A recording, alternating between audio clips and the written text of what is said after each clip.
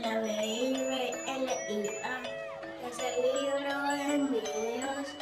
En ella solo confío yo. La Biblia es el libro de mi Dios. Y en ella solo confío yo. La Biblia. La Biblia es el libro de mi Dios.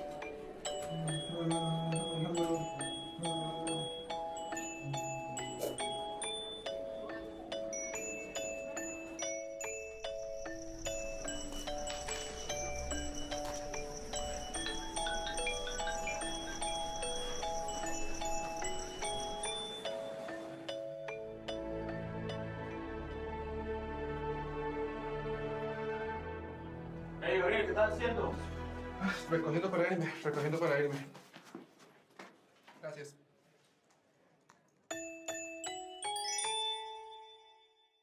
Muy buenos días. Hoy comenzamos una nueva conversación acerca de la Biblia y la voy a hacer aquí sentado en este sillón que le pedí prestado a mi abuela porque todavía estoy mal de la pierna, entonces no puedo estar parado mucho rato porque algunos de ustedes saben, los que vinieron en las semanas pasadas, me lesioné la rodilla jugando fútbol. Con mis aspiraciones de ser deportista profesional algún día, antes de los 40, ¿verdad? No llaman a nadie, me queda todavía, me dijeron el otro día que hay una liga nueva que es sub-80, que en esa podría tal vez cuando me recupere volver a jugar. Pero bueno, vamos a abrir una conversación, hoy abrimos una conversación acerca de la importancia de la Biblia en nuestras vidas y probablemente todo el mundo tiene una Biblia en su casa, ¿ok? Yo traje algunas de mis Biblias hoy, les voy a contar un poquito de las diferentes historias que tengo. De hecho, todas estas que están aquí en este lado son, en el equipo estábamos hablando de que queríamos, como no puedo estar parado mucho rato, que lo íbamos a hacer en esta silla, que trajéramos algunos libros. Entonces traje algunos de mis libros favoritos.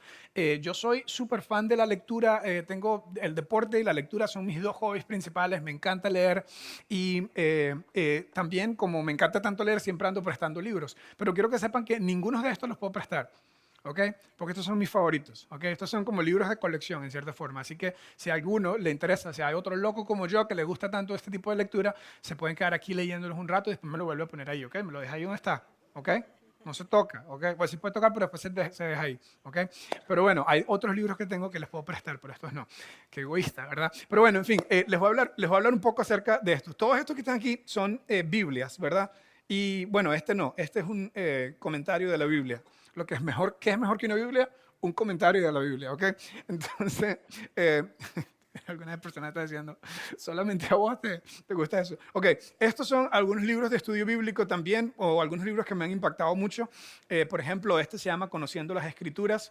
Este habla solo del Génesis, todo un libro para hablar acerca del Génesis. Eso lo estudié en el seminario. Este es un manual de la Biblia, este que está aquí.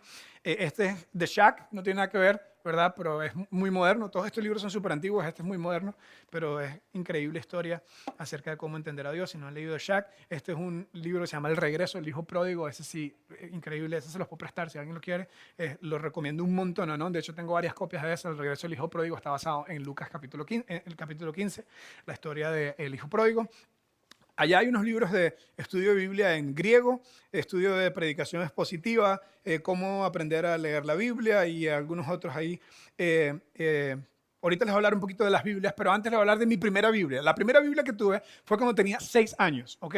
Cuando tenía 6 años. Yo he contado aquí antes que en la iglesia en la que yo crecí hacían mucho énfasis en la importancia de hacer una oración de fe, donde uno le pone su confianza a Dios, como que oficialmente la forma como le llamamos nosotros era recibir a Cristo en su corazón, como hacer esa transferencia de fe y de confianza. Yo creo que eso que aprendí desde pequeño sigue siendo muy relevante, ¿verdad? Yo creo que es necesario que toda persona llegue a un punto donde oficializa su fe y su relación con Dios, ¿verdad? Abriéndole su corazón. Yo hice eso, esa oración de fe la hice cuando tenía 6 años.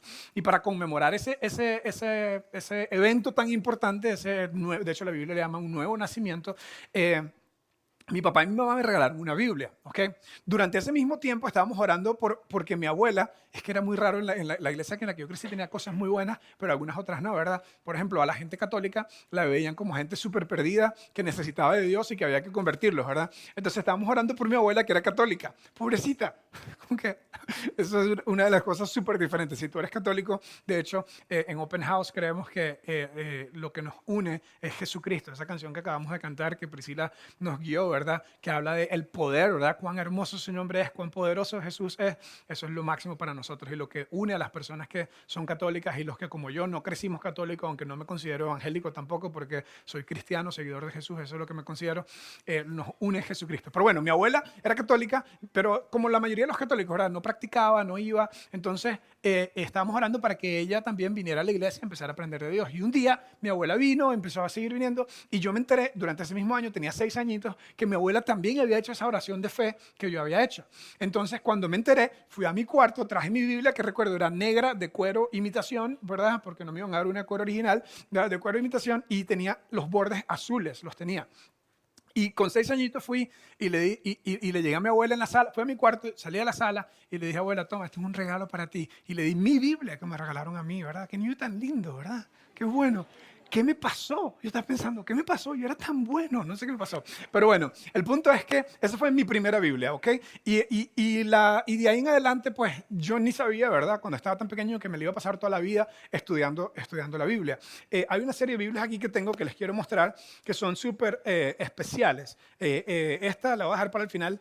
Y por cierto, hoy se va a sentir un montón como si fuera una clase de historia. Cuando lleguemos ahorita al contenido de la charla, se va a sentir como una clase de historia porque les voy a contar la historia de la Biblia.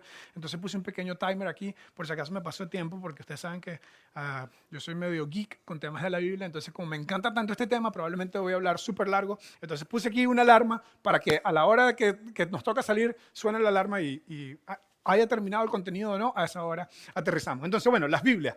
Esta es súper especial para mí, vea cómo está de viejita.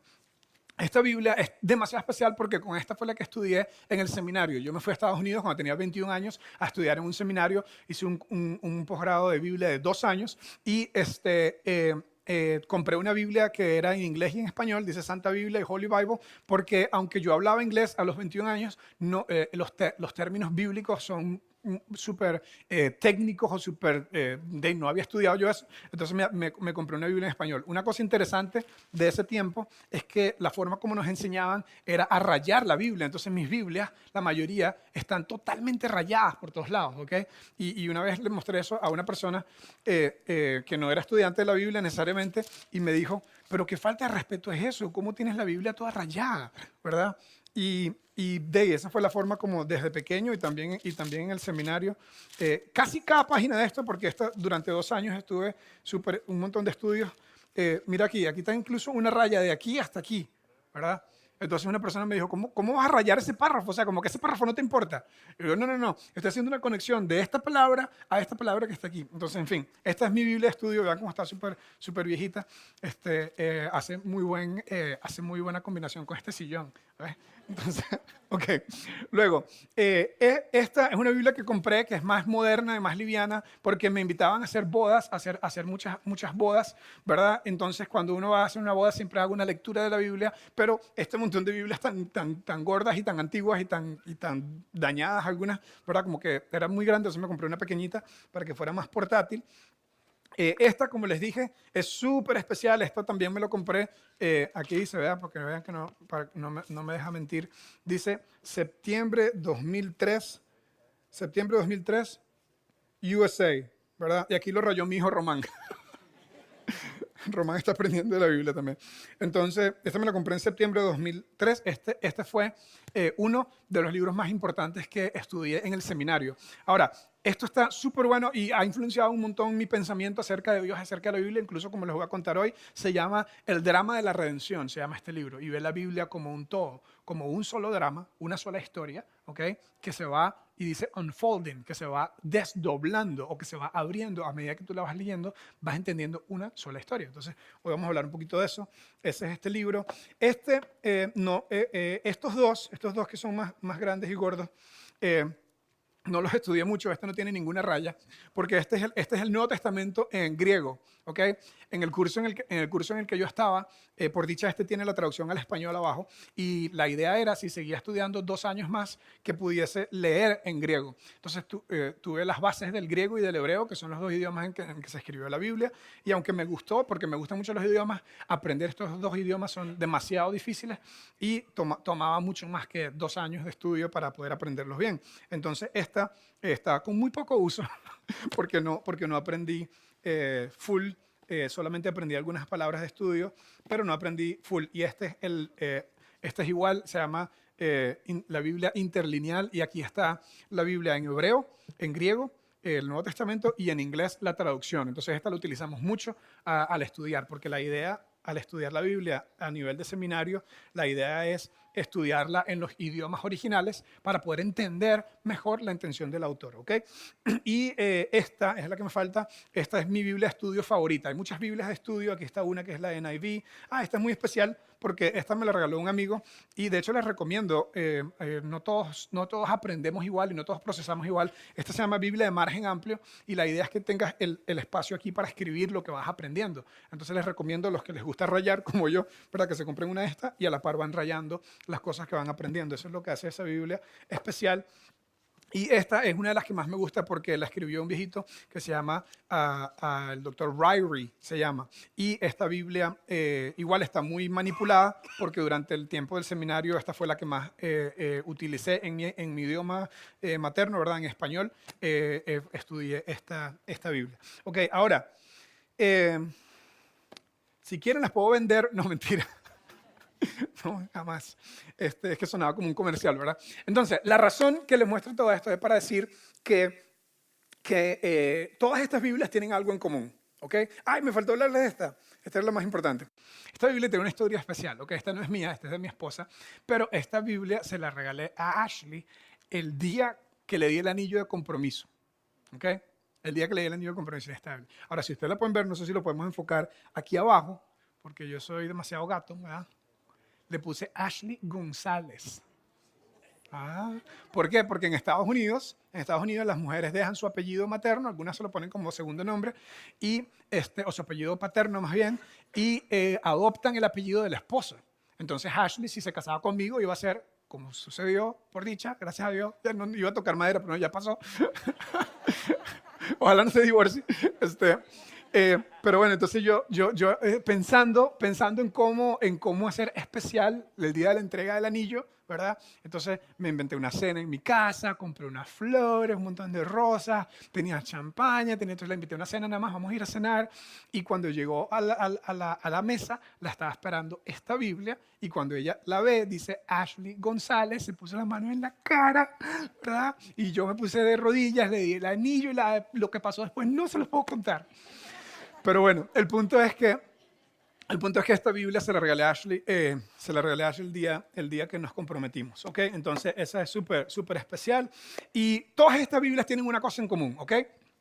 Todas esta está muy viejita, ¿verdad? Pero todas están empastadas, ¿ok? Tienen orden por capítulos y versículos. Algunas incluso tienen comentarios. En la parte final tienen mapas. En la parte del principio tiene índice. Y está perfectamente compuesta para su lectura.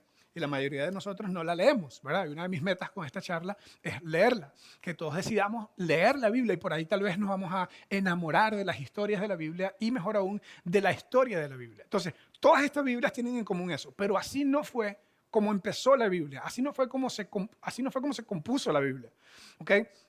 En la era moderna tenemos una Biblia compuesta, compacta, con mapas y con todas las cosas lindas, incluso con comentarios, con estudios, pero así no fue como comenzó la historia de la Biblia. Y una parte importante de la razón que queríamos hacer esta serie de charlas es porque la mayoría de los que estamos aquí hemos escuchado historias de la Biblia, pero no necesariamente la mayoría de los que estamos aquí conocemos la historia de la Biblia.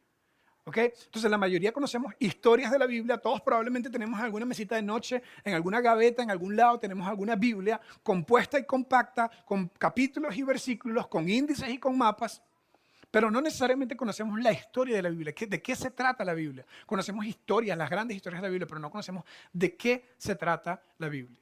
Entonces, por los próximos minutos, en el tiempo que me queda y en el tiempo que me quede, ¿verdad? Porque no quiero extenderme un montón con este tema que me apasiona a mí tanto, vamos a hablar de la historia de la Biblia. La segunda semana vamos a hablar, hoy vamos a comenzar con el Antiguo Testamento, entonces simplemente son 39 libros, así que no se preocupen, va a ser súper rápido. Y la próxima semana vamos a hablar del Nuevo Testamento, ¿ok? Entonces, ¿cómo comienza? Primero, ¿qué significa la Biblia? Primero, la palabra Biblia ni siquiera significa un libro, ¿ok? La Biblia no significa ni siquiera un libro. La Biblia significa librería o libros, ¿ok? Viene del griego biblios y que básicamente significa libros, es lo que eso significa, ¿ok? Entonces, eso es lo que la Biblia significa. Y cómo fue que de un conjunto de libros o de documentos terminó convirtiéndose en la Biblia, terminó convirtiéndose en el libro sagrado. ¿Cómo fue que eso sucedió? Tengo una pequeña lámina aquí como para hablar. Al principio eran simplemente escrituras, ¿ok? Así como cuando usted empieza una empresa y le dan la escritura de su empresa, o como cuando usted adquiere una propiedad y le dan la escritura de la propiedad. Documentos, simplemente documentos. Esos documentos, de hecho, antes de que tuviésemos esos documentos, comenzó como tradición oral. Historias que se contaban de generación en generación. Historias que la gente iba contando acerca de Dios, acerca de la creación, acerca de lo que pasó con Noé, que comenzó simplemente a pasarse a través de tradición oral, se llama, que es básicamente cuentos, ¿ok?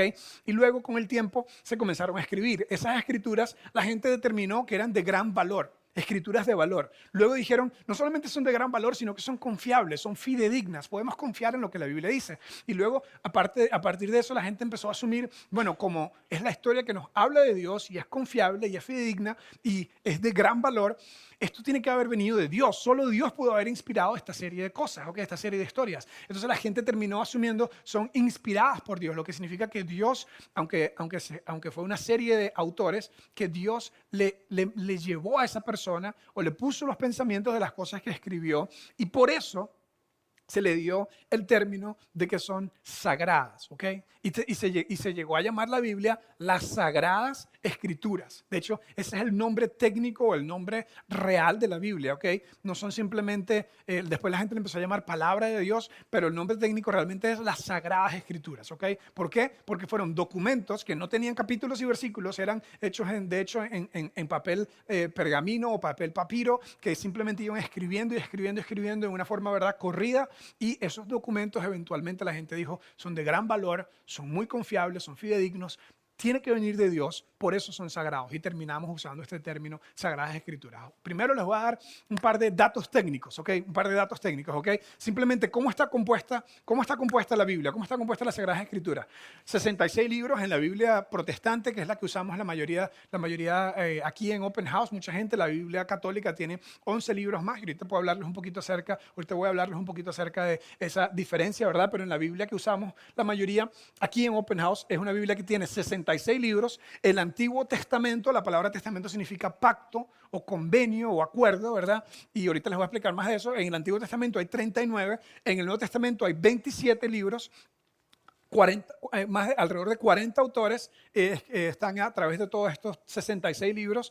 Los libros que están en la Biblia católica se llaman deuterocanónicos. Deuterocanónicos, y la palabra deutero viene de segundo, ¿verdad? Y canon viene de un grupo de personas se reunieron para determinar si eran libros lo suficientemente sagrados en el mismo nivel que los otros. Y no sé exactamente cuál fue la metodología que utilizaron para discriminar o para determinar que unos eran más sagrados que otros, pero esos segundos que están en la mayoría de las Biblias católicas se le llama libros apócrifos o libros deuterocanónicos, que son básicamente libros de gran valor, pero que no le vieron, los que se pusieron de acuerdo para determinar eso, no le vieron el mismo valor que el que había sido inspirado por Dios, que eran libros que proveían datos históricos, proveían sabiduría, proveían buenas enseñanzas, pero no necesariamente estaban 100% de acuerdo que, igual que los otros, habían sido inspirados por Dios, por lo tanto no les dieron el título de sagrados, un grupo de personas que hablaron de eso. Luego, el Antiguo Testamento fue escrito en hebreo, ¿ok?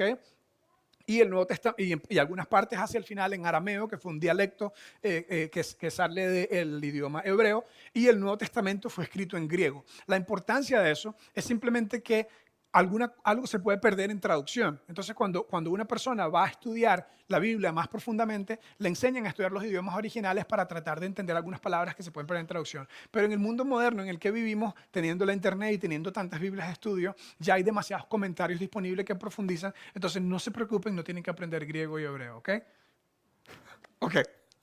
Ok, seguimos. Entonces, ese es un poquito de datos. Tengo algunos más. Vamos a la siguiente.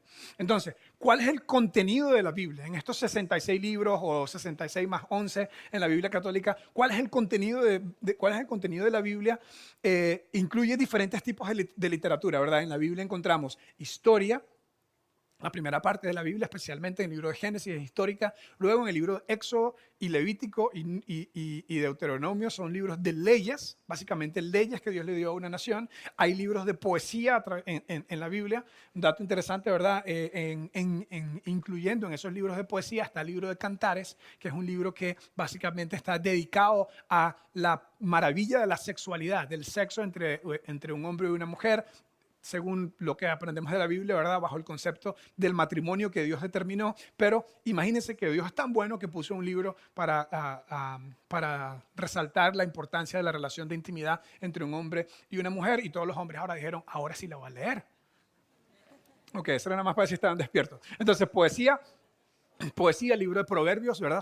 Está en esos libros de sabiduría, en esos libros de poesía, porque la sabiduría de proverbios está hecha como en poesía, o más bien como en prosa, ¿verdad? Que está en diferentes versos, y por eso está puesto ahí. El libro de Salmos es un libro de canciones, y por eso está puesto en los libros de poesía. También hay un gran número de libros proféticos, que básicamente la profecía debe ser entendida como Dios hablando a través de personas, ¿ok? No necesariamente, no debemos confundir esto con la idea de ser vidente, de tratar de predecir el futuro. Eso es, Dios, en mi opinión, Dios no está en eso, ¿verdad? Porque eso es más el esfuerzo humano de controlar el futuro. Pero sin embargo, Dios sí está en la idea de que Dios en diferentes momentos escoge a personas para hablarle mensajes directos a otras personas. Eso es lo que significa profecía, es Dios hablando a través de alguien. En el Nuevo Testamento vemos muchas parábolas o fábulas que son historias o cuentos que Jesús contaba. Y luego el Nuevo Testamento tiene un montón de cartas, que eran simplemente cartas personales o cartas a grupos que algunos de los autores de la Biblia hablaban. ¿Ok? Entonces, esa es la parte de cómo está compuesto la Biblia. Un dato más, el Antiguo Testamento se terminó 200 años antes de Cristo, alrededor de 200 años antes de Cristo se terminó el Nuevo Testamento. Hay una historia muy interesante que habla de 70 ancianos que eran expertos en la Biblia. En ese tiempo era el tiempo del Imperio Griego, estaba empezando el Imperio Romano, pero el Imperio Griego había dejado un lenguaje común, así como utilizamos hoy el inglés alrededor del mundo. Así era el idioma griego hace 2000 años o 2200 años. Entonces 70 hombres se metieron en una librería en Alejandría y estos 70 hombres se dedicaron a traducir el Antiguo Testamento del idioma hebreo, que era un idioma antiguo, al idioma griego, que en ese tiempo era el idioma moderno, y ese se llamó el milagro de los 70, le llamaron, de que los 70 salieron con una traducción palabra por palabra exactamente igual, y se utilizó por mucho tiempo eso como el Antiguo Testamento. Probablemente esa Biblia de Alejandría, de esa traducción de Alejandría, probablemente algunos de esos rollos estaban disponibles en el tiempo de Jesús, aunque obviamente Jesús, siendo judío, leía probablemente la Biblia en hebreo. En fin, son simplemente algunos datos interesantes. Eso es la parte técnica, la parte analítica, la parte que a la mayoría tal vez ni siquiera le importa. Yo diría tal vez aquí en un grupo de este tamaño, tal vez menos de 10 personas están diciendo, wow, qué chiva, ¿verdad? Simplemente para que entiendan, hay alguien levantó la mano, alguien dice, a mí me parece súper, yo soy súper geek en estas cosas y también me encanta, pero una casa no se hace para ser analizada y criticada, sino para vivir en ella. Un panadero no hace pan para que le critiquen el pan, ¿verdad? Al menos que sea un chef, ¿verdad? Si lo está haciendo por una competencia en MasterChef tal vez, sino para el consumo, ¿verdad? Para consumirla. Entonces la Biblia es más que simplemente algo para ser analizado y de eso se trata esta serie de charlas. Quiero contarles, un poquito de cómo está compuesta la Biblia, quiero contarles de qué se trata la Biblia. ¿Cuál es la historia de la Biblia? ¿Ok? Entonces, hice una pequeña línea de tiempo, ¿ok? esta parte me ayuda mucho a mí a entender la Biblia entera, ¿ok? La Biblia comienza con la creación, puse aquí a Adán, pero también Dios también hizo a Eva. De hecho, la forma como yo explico esto cada vez es que Dios hizo a Adán primero en el día sexto, ¿verdad? Y cada cosa que Dios iba haciendo en la creación, yo no sé si han leído el primer capítulo del libro de Génesis, ¿verdad? Dios dice que hizo la luz y celebró, qué bueno me quedó. Después Dios hizo las estrellas y celebró, qué bueno me quedó. Después Dios hizo el mar y los peces del mar y todos los animales del mar y dijo, qué bueno me quedó. Y así fue Dios haciendo cada cosa y al día sexto Dios hizo al hombre y se rascó la cabeza y dijo, yo creo que puedo hacer algo mejor. Entonces hizo a la mujer, ¿ok? Entonces Dios hizo a la mujer como un improvement, como una mejora, ¿ok? El hombre fue la práctica, por eso las mujeres son mejores que los hombres en todo. Entonces, la Biblia comienza con la historia de la creación, ahorita vamos a hablar más de eso. Una persona muy importante en la historia bíblica, Abraham, ¿ok? Entonces, para entender un poquito los tiempos, de Adán a Abraham 2000, de Abraham a Jesús, de Adán a Abraham 2000 años, de Abraham a Jesús 2000 años. ¿Y de Jesús a hoy cuántos? Ahí está la respuesta, 2019, ¿ok? Entonces, de Adán a Abraham 2000, de Abraham a Jesús 2000 y de Jesús a hoy 2000. Por eso, cuando entramos en la era del año 2000, la gente pensaba que se iba a acabar el mundo. Porque la gente decía, para Dios, la Biblia dice, para Dios un día es como 1000 años y 1000 años es como un día. Y si entonces para Dios un día es como 1000 años, se tomaron eso literal, que no tenía nada que ver con eso, entonces van 6000 años cuando lleguemos al 2000, ¿verdad? Entonces Dios va a descansar en el séptimo y va a cerrar el chinamo. Y todo el mundo se puso, ¿verdad? Se puso súper asustado que se iba a acabar el mundo. Pero bueno, eso no pasó. Entonces, el punto es simplemente para entender un poco la historia de la Biblia, ¿ok? Vamos a usar un método que enseña este libro. Va a ser cortico, no se preocupen. Que se llama el método sintético, o de síntesis, más bien, sintético no, eso es otra cosa. El método de síntesis, que básicamente vamos a tratar de sintetizar todo empezando de una historia general, ¿verdad? Y después vamos a ir viendo específico cómo está unido la misma historia, ¿ok? Entonces, Dios, el creador, Dios comienza, vamos a ir a la siguiente, hoy vamos a enfocarnos en esta idea del Antiguo Testamento. La primera parte es de Adán a Abraham.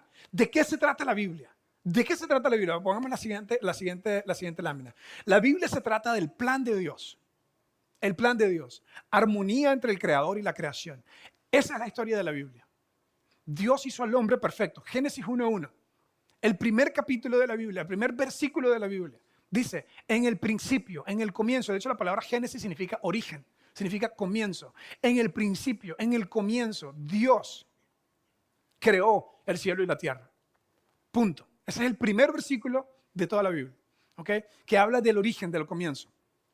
Y no sabemos cuántos años hay entre eso y la creación de Adán y del orden. La Biblia dice que la tierra estaba desordenada y vacía y que después Dios se puso a trabajar y fue haciendo cada parte de la creación. Ahora, los que somos cristianos, creemos que Dios hizo, que tenemos una visión creacionista, que Dios nos creó, que Dios nos hizo, ¿ok?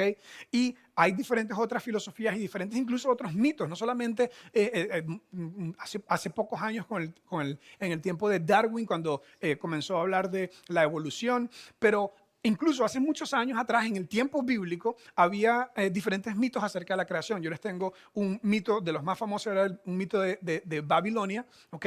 Probablemente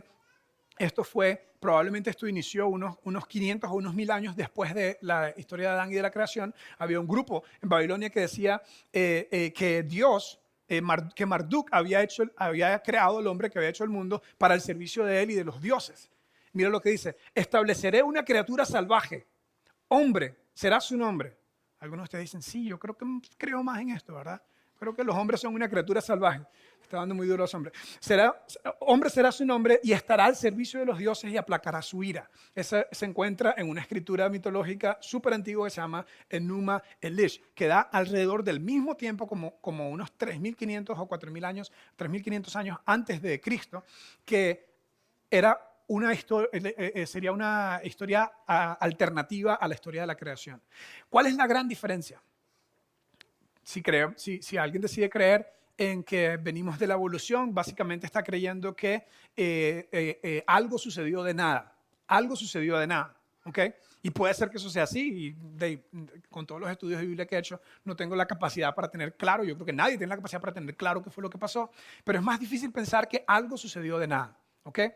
Y el que cree en esta idea de que diferentes dioses crearon el mundo para su servicio es muy distinto a lo que Dios dijo, a lo que Dios hizo en el Génesis. Génesis 1:26 dice que Dios dijo, hagamos al ser humano a nuestra imagen y semejanza.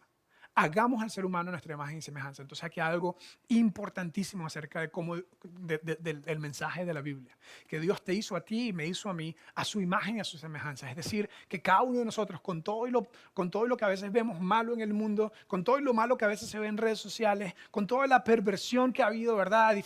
A través de diferentes cosas en el mundo, en cada ser humano reposa la imagen de Dios. Es decir, que Dios no te hizo para su servicio y para aplacar la ira de Dios. Dios te hizo para disfrutar una relación de armonía con Él. Y te hizo como Él. Respiró su espíritu en ti. De hecho, el relato de la creación nos dice que Dios hizo a Adán y que lo formó y que respiró su aliento sobre él y lo formó en un ser viviente. Y dentro de un rato vamos a regresar a esta idea. Vamos a regresar a la idea de que en ti y en mí está la imagen de Dios. Dios nos hizo toda la creación y nos hizo diferente a la creación en el sentido de que nos dio libre albedrío, nos dio conciencia y capacidad de decidir. Capacidad de decir con conciencia, porque los animales también deciden. Pero los seres humanos decidimos con conciencia, con raciocinio, sabiendo lo que estamos decidiendo. Y en ejercicio de ese gran regalo que Dios nos dio, el hombre escogió alejarse de Dios, escogió pecar, escogió lo que Dios le había dicho que no escogiera. Y Dios no quebrantó su regalo del libre albedrío. En lugar de eso, se puso a trabajar en esta idea de redención. En esta idea de que, aunque el hombre, ejerciendo su capacidad, el ser humano, ejerciendo su capacidad, su libre albedrío, decidió pecar, decidió desobedecer a Dios, Dios lo que hizo fue ponerse a trabajar para restaurar o para redimir esa relación que Dios había soñado con el hombre. Ahora, el Antiguo Testamento entero, y ahorita al final voy a regresar a esta idea de redención, contándoles una historia que aprendí desde la pura escuela dominical, pero a partir del capítulo 3 de la Biblia, cuando el hombre cae en pecado, cuando el hombre y la mujer deciden, ejerciendo su capacidad, su libre albedrío, deciden pecar, Dios decide hacer un sacrificio de un animalito y con eso los cubrió su desnudez, que representa la vergüenza que tenemos a veces al pecar, y decidió darnos el primer cuadro de que Él iba a trabajar en restaurar ese plan inicial de armonía entre el Creador y la creación. Entonces, vamos a ver un poco esa línea de nuevo. Vamos a poner esa línea de cómo Dios se puso a trabajar para redimir al ser humano. ¿Cómo Dios hizo eso? ¿Qué hizo Dios para redimir al ser humano? ¿Cómo hizo eso? Y esa es básicamente la historia del Antiguo Testamento. Entonces, si podemos poner la línea. Este es básicamente el Antiguo Testamento hasta esta parte, hasta donde dice Jesús, está el Antiguo Testamento. Una vez más, de Adán a Abraham, 2000 años, de Abraham a Jesús, 2000 años. Este es el Antiguo Testamento y aquel es el Nuevo Testamento. Entonces, Adán, comenzando aquí, Dios hace la creación y el hombre peca, se le llama en el estudio de la Biblia la caída, ¿ok? El pecado original, alguna gente le llama, y de ahí Dios se pone a trabajar. ¿Y cómo lo hizo? ¿Cómo lo hizo Dios? Primero lo hizo a través de un grupo de personas que estaban dispuestas a obedecer a Dios. Antes de que escogiese a un hombre, a Abraham, de aquí a aquí, hay una línea de personas. Y lo puedes ver al estudiar el libro de Génesis del capítulo 1 al capítulo 11. Habían personas que obedecían a Dios y habían personas que no obedecían a Dios. Habían personas dispuestas a obedecer y a seguir a Dios y habían personas que no. Y a las personas que estaban dispuestas a obedecer y a seguir a Dios, Dios los utilizaba para ejecutar ese plan de redención, de volver a tener armonía con su creación. ¿Okay? Vemos, por ejemplo, aquí una historia muy importante, la de Noé. Todo el mundo estaba haciendo loco y solamente 8 personas estaban siguiendo a Dios. Y Dios dijo, con mucho dolor voy a empezar de nuevo con estas 8. Porque estas 8 no eran mejores que otras, simplemente estaban dispuestos a obedecer a Dios. ¿Okay? Y ahí hay una enseñanza filosófica para nosotros. Si nosotros estamos dispuestos a obedecer a Dios, Dios puede utilizarnos para cumplir su plan en el mundo y para traer mayor realización a nosotros. Entonces, una parte importantísima aquí es la historia de Noé, que Dios lo utilizó para algo tan importante. Otra parte súper importante ahí en la historia de Noé es la historia de la ciudad de Babel y la torre de Babel. ¿Okay? La palabra Babel significa confusión y ahí en esa historia vemos cómo todo el mundo estaba una vez más ejerciendo su libre albedrío, caminando de espaldas a Dios, y Dios dijo, esta gente está súper terca, y confundió sus idiomas, y la Biblia demuestra que ahí fue cuando comenzó la diversidad de idiomas. Y la mayoría de expertos en lingüística creen que todos los idiomas vienen de un idioma común. Entonces eso es algo interesante. Después viene otra figura importantísima, que es la figura de Abraham, el primer hebreo, el primer judío. Y eso, la palabra hebreo significa cruzar, porque habían demasiados ríos y demasiadas aguas por esos lados y tenían que cruzar de un lado para el otro a medida que iban migrando. Y la palabra Abraham significa amigo. Y Dios le cambió el nombre a Abraham y le puso Abraham, que con esa simple H intercalada en el idioma hebreo significaba amigo de Dios. ¿Okay? Entonces la palabra Abraham significa amigo de Dios. Entonces Dios le dice a Abraham, capítulo 12 del libro de Génesis, Abraham, deja tu tierra y tu parentela y vete al lugar que yo te voy a mostrar. Y Abraham, sin saber lo que Dios le estaba pidiendo, dijo, yes, sir. Estaba dispuesto a obedecer, igual que Noé, igual que todos los otros anteriores, que Dios utilizó para cumplir su propósito simplemente porque estaban dispuestos a obedecer. Dios le dice a Abraham, vete, y Abraham dijo que sí. Incluso si lo leen en Génesis 12 dice que Abraham salió sin saber a dónde iba, pero creyó a Dios y le fue contado por justicia. Cuando tú crees lo que Dios te dice, Dios te hace bueno, te hace justo, aunque tú y yo no seamos buenos por el pecado original o por el pecado por elección, lo que sea, ¿verdad? Dios dice que porque Abraham obedeció y creyó en lo que Dios le dijo, Dios lo justificó, le dio justicia. ¿Okay? Entonces, la historia de Abraham, súper importante, tenía 100 años y su esposa tenía 90, iban a tener un bebé, pero ya estaban grandes, entonces iba a tener que hacer un milagro. Pasó el tiempo, Abraham se empezó a preocupar un poco, su esposa Sarai se empezó a preocupar un poco de que no estaba pasando el milagro que Dios le había prometido de tener un hijo y que a través de ese hijo iban a venir muchas naciones. Entonces le dijo, ahí está la muchacha, ¿por qué no tenés un hijo con ella? Y ella como que, hay un término para eso, ¿verdad? Cuando alguien presta el vientre para tener un bebé, ¿cómo se llama eso? Surrogate, algo así. Entonces ahí está Agar, ¿por qué no hacemos eso con ella? Entonces Abraham dijo, lo que usted diga, mi amor, sabe que soy muy obediente, y Abraham tuvo un hijo con la egipcia, la sierva egipcia de Sarai, y le llamó a ese hijo como Ismael. ¿Okay? Y la mayoría de las personas están de acuerdo que la mayoría de los árabes vienen de la descendencia de Ismael. Pero ese no era, según lo que enseña la Biblia, el hijo que Dios le había prometido, sino que Dios a Abraham, porque había dicho que el hijo que él iba a tener era con nombre. Ya se me acabó el tiempo y ni siquiera he comenzado. Entonces, vamos a aterrizar aquí. Entonces, Dios utilizó a Abraham porque Abraham estaba dispuesto a obedecerle. Y el hijo que iba a tener era con Sarai, porque iba a ser un hijo de milagro. Y de ese hijo eventualmente vino y se llamó ¿cómo? Isaac. Isaac tuvo un hijo que se llamó Jacob. Jacob tuvo 12 hijos, que fueron las 12 tribus de Israel. Y de hecho, Dios le cambió el nombre a Jacob y le puso Israel. Israel significa que pelea con Dios. Porque hay una historia súper interesante que Jacob se agarró con Dios hasta que lo bendijera, y de ahí le cambió el nombre, y el nombre Israel viene de un hombre que se llamaba primero Jacob. Y todo de aquí hasta aquí es la historia de esta familia. De aquí hasta aquí, en el Antiguo Testamento, es la historia de esta familia, que eventualmente se hicieron esclavos en Egipto, después salieron por la gran mano de Moisés, que le dio las leyes Dios en el monte del Sinaí, y esta familia se convirtió en una nación, y esta nación se parece mucho a ti y a mí. A veces le hacemos caso a Dios y nos va mal, y nos va bien. A veces no le hacemos caso a Dios y nos va mal. Y Dios está simplemente diciendo, si tú pones oído a lo que yo digo y me haces caso, te va a ir bien, y te voy a utilizar para cumplir mi propósito de traer armonía al mundo, de traer redención al mundo. Si tú me haces caso, yo voy a utilizarte para reparar el mundo, para traer armonía entre Dios y el hombre. Y en ese proceso, tú vas a ser el beneficiario, porque vas a encontrar verdadera felicidad. Esa es la historia de la Biblia. Cuando yo estaba pequeño, y con esta historia voy a terminar porque literalmente se nos acabó el tiempo. Cuando yo estaba pequeño me contaron una historia de un barquito. para una foto de este barco. La maestra de escuela dominical nos dijo que había una vez un niño que su papá era carpintero y tenía un taller de carpintería en su casa. Y él lo ayudaba cada vez que estaba libre de la escuela, ayudaba a su papá. Y juntos hicieron un barco, un velero, un hermoso velero grande que podía, de hecho, navegar en el lago que estaba cerca de donde ellos vivían. Trabajaron y trabajaron y trabajaron y les quedó perfecto ese velero. Cuando el velero estuvo terminado, lo llevó al lago y esto empezó a jugar con él.